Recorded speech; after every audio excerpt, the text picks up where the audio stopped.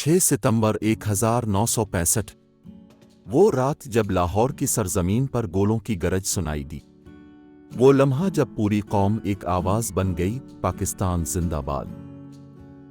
कहानी शुरू करने से पहले फॉलो और सब्सक्राइब कर लें ताकि मेरी आने वाली हर वीडियो अब तक पहुंच जाए। तो चलिए शुरू करते हैं। आज हम जानेंगे कि 1965 की जंग क्यों हुई, कैसे शुरू हुई और किन बहादुरों ने तारीख रकम की।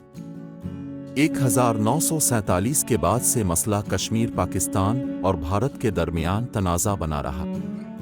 1965 में सरहदी कशीदगी में इजाफा हुआ, खास तौर पर रन ऑफ कुछ और कश्मीर के इलाकों में। अगस्त 1965 में हालात मजीद खराब हुए और बिलाखिर 6 सितंबर की सुबह भारत ने लाहौर के महाज पर हमला कर दिया। भारतीय फौज ने बैन अल-अक़वामी सरहद अबूर की और लाहौर की तरफ पेश कदमी की कोशिश की, लेकिन पाकिस्तानी फौज पहले से तैयार थी। बीआरबी नहर बीआरबी कनाल पर सख्त मुकाबला हुआ। पाक फौज ने दुश्मन को शहर में दाखिल होने से रोक दिया। इसी महाज पर एक अजीम सिपाही ने अपनी जान कुर्बान की, मेजर अजीज भट्टी। वो मुसलसल 5 दिन तक अगले मोर्चों में डटे रहे, यहाँ तक कि शहादत पा गए। उन्हें बहादुरी पर निशान हैदर से नवाजा गया। जंग सिर्फ जमीन पर नहीं, फिजा में भी लड़ी जा रही थी। पाक फिजाइया ने दुश्मन के तैयारों का भरपूर मुकाबला किया। 7 सितंबर 1965 को एक नाम पूरी दुनिया में गूंजा, MM आलम। उन्होंने सिर्फ चंद मिनटों में दुश्मन के 5 तैयारे मार गिराए। ये कारनामा आज भी फिजाई तारीख में याद रखा जाता है। पाक फिजाइया की कामयाबियों ने जंग का नक्शा बदल दिया। सियालकोट के महाज पर चुंडा के मकाम पर टैंकों की एक बड़ी जंग लड़ी गई। इसे दूसरी जंग अजीम के बाद सबसे बड़ी टैंकों की लड़ाइयों में शुमार किया जाता है। पाकिस्तानी फौज ने दुश्मन की पेश कदमी रोक दी और साबित किया कि दिफा वतन हर कीमत पर किया जाएगा। जंग तकरीबन 17 दिन जारी रही। दोनों ममालिक को जानी और माली नुकसान उठाना पड़ा। बिलाखिर अक़वाम मुत्तहिदा की मुदाखलत से 30 सितंबर 1965 को जंग बंदी का ऐलान हुआ। बाद में जनवरी 1966 में ताशकंद में मुआहिदा हुआ, जिसे ताशकंद मुआहिदा कहा जाता है। हर साल 6 सितंबर को पाकिस्तान में कौमी दिफा मनाया जाता है। ये दिन हमें इन शुहदा की याद दिलाता है जिन्होंने अपनी जानें कुर्बान करके मुल्क का दिफा किया। ये सिर्फ एक जंग नहीं थी, ये कौम के इत्तेहाद, हौसले और ईमान का इम्तिहान था। 1965 की जंग हमें ये सिखाती है, मुश्किल वक्त में कौम मुत्तहिद हो जाए तो कोई ताकत शिकस्त नहीं दे सकती।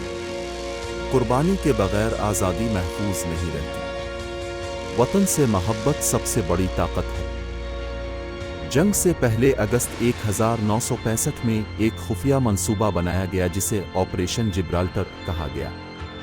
उसका मकसद कश्मीर में मुज़ाहमत को उभारना था, लेकिन हालात तवक्को के मुताबिक नहीं रहे और कशीदगी बढ़ती गई, जिसके बाद भारत ने 6 सितंबर को बैन अल-अक़वामी सरहद अबूर कर ली। ये लम्हा जंग का बाकायदा आगाज साबित हुआ। सियालकोट के करीब चुंडा के मकाम पर टैंकों की शदीद लड़ाई हुई। इसे दूसरी जंग अजीम के बाद सबसे बड़ी टैंकों की लड़ाइयों में शुमार किया जाता है। पाकिस्तानी अफवाज ने दुश्मन के दर्जनों टैंक तबाह किए और पेश कदमी रोक दी। ये मरका आज भी अस्करी तारीख में अहम मकाम रखता है। जंग के दौरान पाक फिजाइया ने महदूद वसाइल के बावजूद गैर मामूली कारकर्दगी दिखाई। इसी जंग में हीरो बनकर उभरे MM आलम, जिन्होंने चंद लम्हों में दुश्मन के 5 तैयारे मार गिराए। उनके इस कारनामे ने न सिर्फ कौम का हौसला बुलंद किया बल्कि आलमी सतह पर भी तवज्जो हासिल की। लाहौर के महाज पर मेजर अजीज भट्टी 5 दिन तक अगले मोर्चों में डटे रहे। शदीद गोलाबारी के बावजूद उन्होंने अपनी पोजीशन न छोड़ी और शहादत पाई। उन्हें निशान हैदर से नवाजा गया। ये कुर्बानी आज भी नौजवानों के लिए मिसाल है।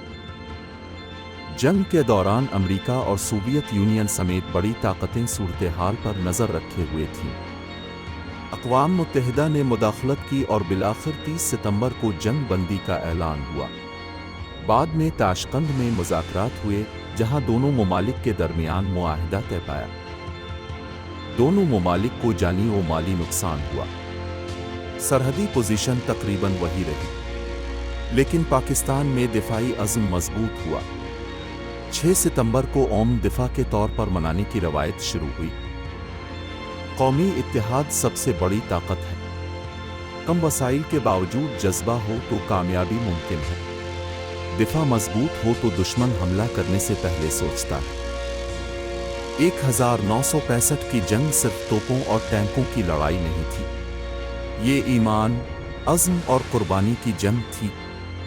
آج اگر پاکستان محفوظ ہے تو اس کے پیچھے ان بہادروں کی قربانیاں ہیں جنہوں نے جان کی پرواہ نہ کی۔ 6 ستمبر ہمیں یاد دلاتا ہے کہ وطن کی محبت سب سے بڑی طاقت ہے۔ پاکستان زندہ باد۔